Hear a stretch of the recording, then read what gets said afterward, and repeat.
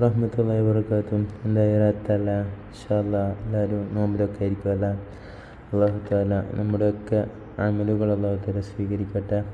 ഞാൻ പറയുന്നതിനെയും നിങ്ങൾ കേൾക്കുന്നതിനെയും നല്ലൊരു അമലായി സ്വീകരിച്ച് റമദാനിൻ്റെ പൂരിശ കൊണ്ട് നല്ല രാത്രികളുടെ ബർക്കത്ത് കൊണ്ട് അല്ലാഹു തആല തക്കതായ പ്രതിഫലം നൽകി അനുഗ്രഹിക്കട്ടെ. ആമീൻ യാ റബ്ബൽ ആലമീൻ. ഇൻഷാ അല്ലാഹ് കേൾക്കുന്നവരൊക്കെ ഒന്ന് സബ്സ്ക്രൈബ് ചെയ്യാം, മറ്റുള്ളവരിലേക്ക് അറിവ് എത്തിച്ചു കൊടുക്കാൻ വേണ്ടിയിട്ട് ശ്രമിക്കുക. അല്ലാഹു തആല സ്വീകരിക്കട്ടെ. ഇൻഷാ അല്ലാഹ് ഇന്നും ചെറിയൊരു സംശയ നിവാരണമാണ് ഉദ്ദേശിക്കുന്നത്.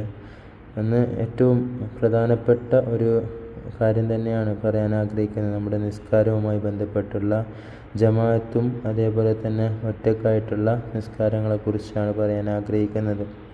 എന്ന് വെച്ചാൽ ചോദ്യം ഇതായിരുന്നു. എന്തെന്ന് വെച്ചാൽ തനിച്ച് നിസ്കരിക്കുന്നതിനേക്കാൾ 27 ഇരട്ടി പ്രതിഫലമുണ്ട് ജമാഅത്തായിട്ട് നിസ്കരിക്കുന്നതിന്.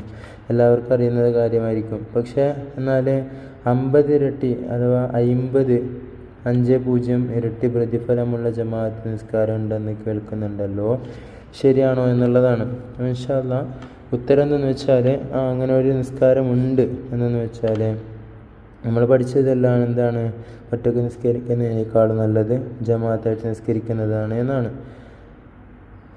ഇനി 50 ഇരട്ടി പ്രതിഫലമുള്ളത് എവിടെയാണെന്ന് വെച്ചാൽ യാത്രയിലെ ജമാഅത്ത് നിസ്കാരങ്ങൾക്കാണ് കേട്ടോ. 50 ഇരട്ടി പ്രതിഫലമുള്ളത് എന്തെന്ന് വെച്ചാൽ യാത്രയിൽ പല ബുദ്ധിമുട്ടുകളുണ്ടാവും. അതുകൊണ്ടാണ് ജംഉം കസ്റും എന്നുള്ളത് നിയമമാക്കപ്പെട്ടത്. ശറഈ ഹുക്കുമിൽ ജംഉം കസ്റും വരുന്നത് യാത്രയിലെ ബുദ്ധിമുട്ടുകൾക്ക് വേണ്ടിയിട്ടാണ്. അതായത് ഈ ജംഉം കസ്റും നിയമമാക്കപ്പെട്ടത് അതിൻ്റെ യുക്തി എന്നുള്ളത് യാത്രക്കാരനുണ്ടാകുന്ന മശഖത്ത് അഥവാ ബുദ്ധിമുട്ടുകൾ കാരണം കൊണ്ടാണ്. ഇനി ഒരു ബുദ്ധിമുട്ടില്ലെങ്കിലും നിബന്ധനകൾ പാലിച്ച് യാത്രയാണ് എങ്കിൽ എന്താക്കാം, ജംഉം കസ്റും ചെയ്യാം. അങ്ങനെ ചെയ്യുന്ന യാത്രയിൽ യാത്രക്കാരൻ്റെ ജമാഅത്ത് നിസ്കാരത്തിന് തനിച്ച് നിസ്കരിക്കുന്നതിനേക്കാളും 50 ഇരട്ടി പ്രതിഫലമുണ്ട് എന്നുള്ളത് നമുക്ക് കിതാബുകളിൽ കാണാൻ സാധിക്കുന്നതാണ്. ഇൻഷാ അല്ലാഹ് കേൾക്കുന്ന അറിവുകളൊക്കെ ജീവിതത്തിലും പുലർത്താൻ അല്ലാഹു തആല തൗഫീഖ് നൽകി അനുഗ്രഹിക്കട്ടെ. ഇൻഷാ അല്ലാഹ് എല്ലാവർക്കും അല്ലാഹു തആല പുറത്തു നൽകട്ടെ. ഈ മാസം കഴിയുന്നതിന് മുമ്പ് ഇത്ഖും മിനന്നാർ നേടുന്ന അല്ലാഹുവിൻ്റെ അടിമകളിൽ നമ്മളൊക്കെ ഉൾപ്പെടുത്താൻ അല്ലാഹു തആല തൗഫീഖ് നൽകി അനുഗ്രഹിക്കട്ടെ.